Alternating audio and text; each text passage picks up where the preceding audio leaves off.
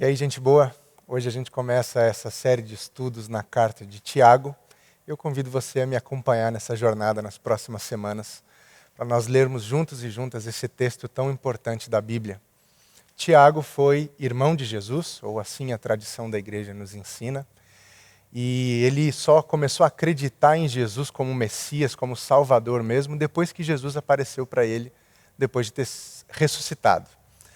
Tiago escreveu a sua epístola por volta do ano 45 e 60 depois de Cristo, nesse intervalo aqui, e os estudiosos não têm muita certeza da data exata, mas foi muito provavelmente nesse recorte de tempo entre o ano 45 e o ano 60.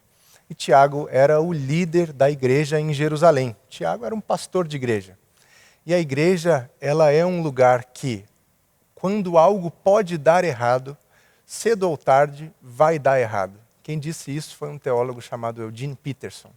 Ele diz que quando um grupo de pessoas se reúne e chama isso de igreja, muito provavelmente alguma coisa vai dar errado, mais cedo ou mais tarde ali.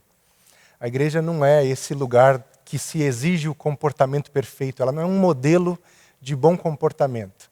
Ela é um lugar onde o mau comportamento, a maldade e a injustiça são denunciadas em nome de Jesus. Isso é a igreja. E Tiago era um pastor de igreja. Ele era o líder da igreja em Jerusalém, era um homem importante entre os discípulos, entre os líderes da igreja naquela época. Inclusive o apóstolo Paulo chega ao ponto de chamá-lo de coluna da igreja, lá no capítulo 2 da carta aos Gálatas.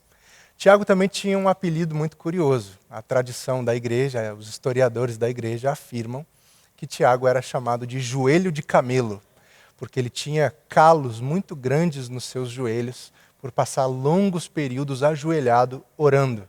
E isso a gente vai ver em algum momento aqui da epístola de Tiago, o quanto Tiago valorizava a oração e quanto ele queria mostrar para a igreja que a oração era de fato uma coisa importante. E ele não ensinava só de discurso, não era só uma coisa que ele falava, mas era uma coisa que ele praticava, ao ponto de o seu corpo ser transformado e ele receber esse apelido de joelho de camelo. Tiago, sendo irmão de Jesus, ele poderia muito bem se valer desse cargo, não cargo, mas desse papel, desse laço familiar com Jesus, para se impor como autoridade para a igreja. Ele poderia fazer isso seria até legítimo em algum ponto, porque era muito comum que as pessoas se identificassem, apresentassem todas as suas credenciais quando escreviam uma carta para alguém. Assim como Paulo fez várias vezes, escrevendo Paulo, apóstolo de Jesus Cristo, enviado para a igreja tal, em nome dos irmãos e tudo mais. Assim como Paulo fazia, Tiago poderia muito bem fazer isso, se valendo desse laço com Jesus e se identificar como irmão do Senhor Jesus Cristo ou algo do tipo, para que criasse essa distância entre as pessoas da sua igreja e ele. Mas Tiago já começa a sua epístola nos ensinando uma lição de humildade. Eu quero convidar você a ler comigo o primeiro capítulo de Tiago, alguns trechos, e nós vamos ler primeiro o versículo de número 1, que diz assim: Tiago, servo de Deus e do Senhor Jesus Cristo, às 12 tribos dispersas entre as nações. Saudações. Então você vê que Tiago se identifica apenas como servo de Deus e do nosso Senhor Jesus Cristo. E o termo servo aqui na linguagem original, no grego, é traduzido literalmente para escravo.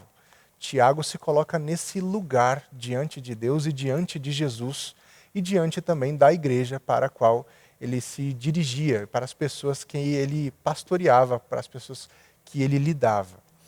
E ele escreve para as 12 tribos dispersas. Isso é uma linguagem que ele utiliza para se referir a todos aqueles judeus que se converteram a Cristo e estavam espalhados por diversos lugares por causa de perseguições que recebiam do Império Romano.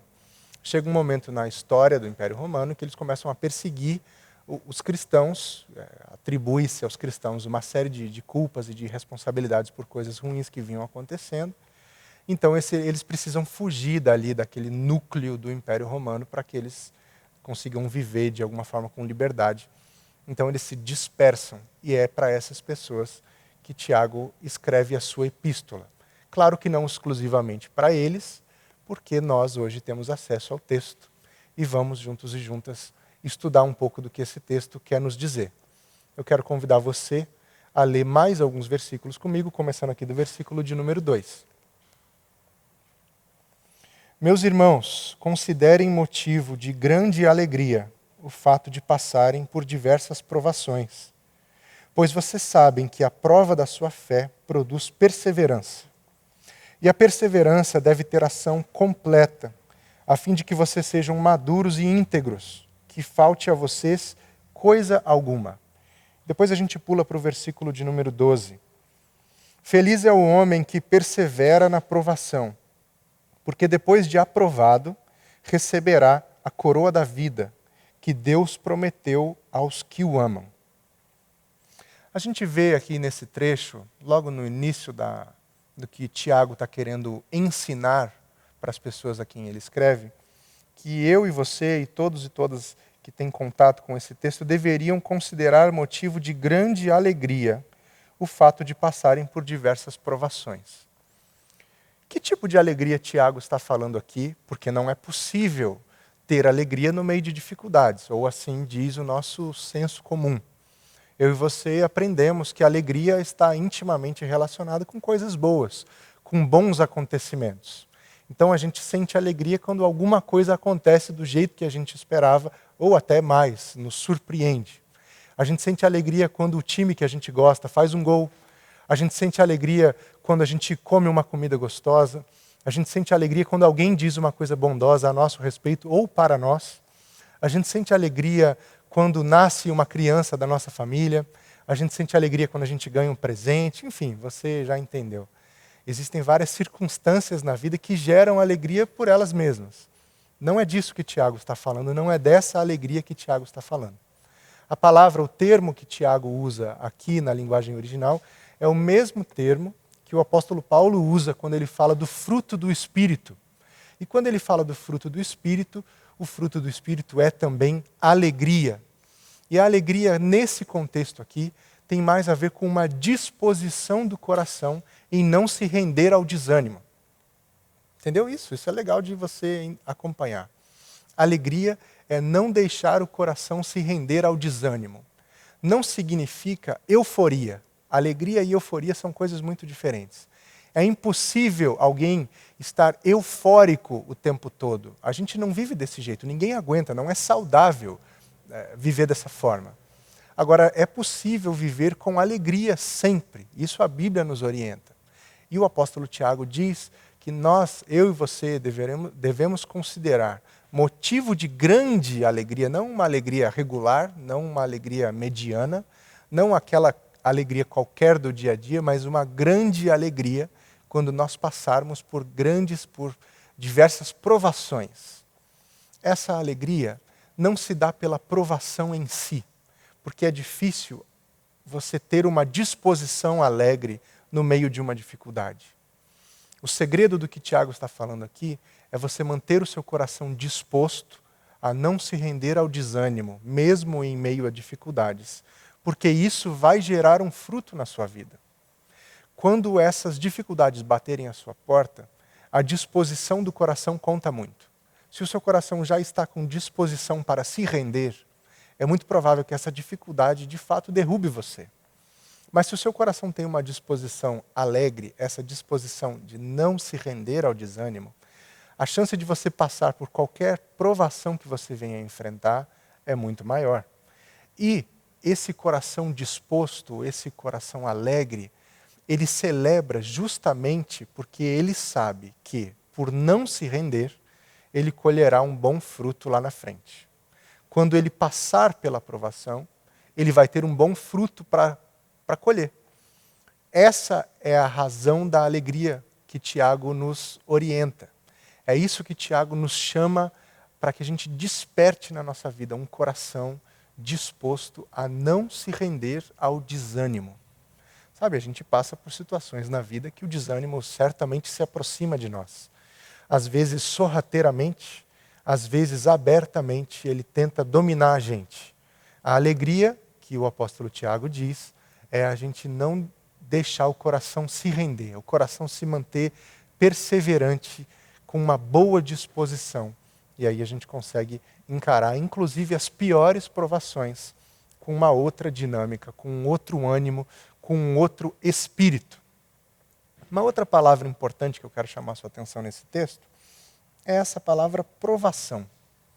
Aqui diz que a gente vai passar por diversas provações. Ele não diz se passarmos por diversas provações. Ele diz, quando passarem por diversas provações, tenham uma atitude alegre, se considerem motivo de grande alegria. Mas as provações a que o apóstolo Tiago se refere não são esses problemas cotidianos. Não são essas coisas que acontecem todo dia, toda hora na nossa vida. Não são esses problemas diários. Não é disso que o apóstolo Tiago está falando.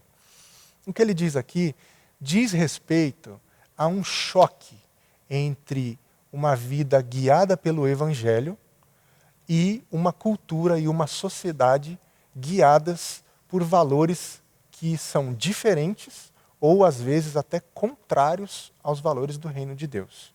A esse choque entre uma vida guiada pelo Espírito e pelos valores do reino de Deus e os valores da sociedade, a que a Bíblia vai chamar de mundo, esse choque são as provações. E a provação é um sinal de que a nossa fé está no lugar certo. Tiago, quando fala de provação, ele diz que quando a gente vive uma vida guiada pelo Espírito e pautada na palavra de Deus, que a gente segue os valores do reino de Deus e acredita e vive por eles, inevitavelmente a nossa vida vai ter choques com a cultura e a sociedade que nos rodeiam. Porque os valores são muito diferentes. Os valores do reino de Deus apontam para um lugar. Os valores da sociedade e da cultura e do nosso tempo, porque o homem é um fruto do seu tempo, eles apontam para outro lugar. Quando essas duas ideias colidem, é isso que Tiago chama de provação. Vou te dar um exemplo. Tempo atrás, caminhando na rua, eu vi um outdoor de uma escola bilíngue. E o slogan dessa escola era: aqui o seu filho larga na frente. Esse é um valor da nossa sociedade, o valor de que a vida é uma disputa. A vida é de quem chegar primeiro, é de quem acumula mais, é de quem tem mais brinquedo, de quem tem mais diploma, de quem tem mais viagem, de quem tem mais experiência. A vida é desses. Os que ficaram para trás perderam o jogo. Esse é o valor da nossa sociedade. O valor do eu primeiro. Já que é uma corrida, o meu filho que chegue primeiro. Já que é uma corrida, eu que chegue primeiro. Esse é o valor do nosso tempo, da nossa cultura. O valor do Evangelho é outro. O Evangelho é o nós. O Evangelho é a construção comunitária. O Evangelho é amar o próximo como a si mesmo. O Evangelho é colocar as necessidades do outro à frente das minhas. Isso é o Evangelho. E quando esses valores aqui encontram com esses aqui, há um choque. Então, provação não é probleminha do dia a dia. Provação é quando a nossa fé nos coloca numa situação em que ou a gente marca a nossa posição ou o sistema engole a gente. O sistema que eu digo é esse sistema de valores e de conceitos e de éticas que a Bíblia chama de mundo. Você já deve ter ouvido esse versículo que diz que aquele que é amigo do mundo se faz inimigo de Deus. Ele não está falando do planeta Terra, obviamente, e ele também não está falando exatamente daquelas coisas que se habituou a chamar de coisas do mundo. Música do mundo, filme do mundo, livro do mundo. Não é isso. O mundo, quando a Bíblia está fazendo essa referência, é esse sistema de valores que é contrário aos valores do reino de Deus. A nossa fé vai nos colocar em situações em que a gente vai precisar confrontar alguns desses valores para que a gente viva uma vida que segue os princípios de Jesus e para que a gente mantenha o nosso testemunho em Jesus firme. Que a gente não negue nem traia a nossa posição em Jesus. As provações da vida vão acontecer quando a gente mantiver a nossa posição firme. Isso vai mostrar para a gente que a nossa fé está firme e está no lugar certo. Tiago diz então que a gente deve ter grande alegria quando passar por essas provações, passar por esses momentos da vida em que a nossa fé nos coloca nessas situações complicadas, porque existe uma consequência disso tudo, o resultado disso tudo, a gente vê aqui no versículo de número 3. Pois vocês sabem que a prova da sua fé produz perseverança. A prova da sua fé, ou seja, a provação que você acabou de passar ou que você ainda está passando. Essa situação toda vai gerar alguma coisa para a sua vida. O que ela vai gerar? Ela vai gerar perseverança. A palavra bíblica aqui de perseverança é a mesma palavra que se usa na Bíblia para falar de paciência. Então, biblicamente falando, perseverança e paciência são sinônimos. O que isso quer dizer, perseverança? Nesse contexto que a gente está vendo aqui, perseverar é resistir a essas provações. É suportar esses momentos de crise, esses momentos de dificuldade, sem negar a fé e sem negar o testemunho em Jesus. Isso é a perseverança. É a ideia de que você vai encarar esses momentos-chave na sua vida em que você vai precisar manter a sua postura firme e a sua posição de fé firmes. E que você vai passar por aquilo não vai derrubar você. Isso é a perseverança, é você continuar andando, apesar dessas dificuldades. Tiago diz, então, que quando a gente passa pelas provações, a gente deve se alegrar, o que é fora do nosso senso comum, mas é um exercício e a gente consegue exercitar isso. E que quando a gente passa por essas provações, isso gera um fruto na nossa vida e esse fruto se chama perseverança. E é pelo existir desse fruto que a gente deve se alegrar. Essa coisa fecha um ciclo aqui autoexplicativo. No versículo 12, que é um complemento desse trecho que nós lemos, ele diz, feliz é um homem que persevera na provação. Então ele está falando para a gente se manter firme, se manter persistente, perseverante na provação, porque essa provação, como se fosse uma prova, depois que formos aprovados nessa provação, receberemos a coroa da vida que Deus prometeu aos que o amam. A tradução literal desse trecho talvez fosse a coroa que é a vida. Não é uma coroa literal, não é uma coroa que a gente vai botar na cabeça, mas é um prêmio, é uma recompensa que a gente vai receber da parte de Deus quando a gente conseguir vencer essas provações. A gente se mantendo firme, a gente consegue passar por essas provações, isso gera um fruto que é a persistência, e isso vai levar cada um e cada uma de nós a esse lugar que a Bíblia chama de lugar de maturidade. Aqui no versículo 4 diz, perseverança deve ter ação completa, a fim de que vocês sejam maduros e íntegros, que falte a vocês coisa alguma. A maturidade nem sempre vem com a idade. A maturidade vem da gente aprender a observar a vida com um olhar mais atento. E existe esse ditado que diz que o sábio mesmo não aprende com os próprios erros, ele aprende com o erro do outro. A gente consegue aprender com os nossos erros, mas a gente consegue aprender bastante também vendo onde outros erraram. Maturidade tem a ver com esse olhar treinado para a vida. A gente conseguir olhar para a vida com alguma serenidade, sem se deixar abater por qualquer coisa que cruze o nosso caminho. Maturidade é essa jornada, né? De chegar nesse ponto de olhar para a vida com alguma serenidade, de olhar para a vida com alguma perspicácia também, de aprender a identificar os sinais de algumas coisas que podem colocar a gente em situações difíceis e escapar delas antes que elas nos atinjam. E especialmente maturidade tem a ver com olhar para a vida com esse olhar de confiança em Deus, sabendo que de tudo que já passamos, Deus nunca nos desamparou. Segue firme conosco, conforme a sua promessa, lá em Mateus capítulo 28. Eu estarei com vocês todos os dias, até o fim, até a consumação dos séculos. Nessa promessa eu me agarro e convido você a se agarrar a ela também, na confiança de que Jesus está comigo e com você todos os dias da nossa vida. Ainda que as provações e as dificuldades batam a nossa porta, a gente tem em quem confiar, e não só em quem confiar, mas a gente tem alguém que passa por esses momentos difíceis ao nosso lado, caminhando conosco. E essa perseverança, essa persistência, essa disposição em seguir em frente, gera em nós esse fruto da maturidade. E diz aqui o apóstolo Tiago que quando chegamos ao ponto da maturidade, não nos falta mais nada.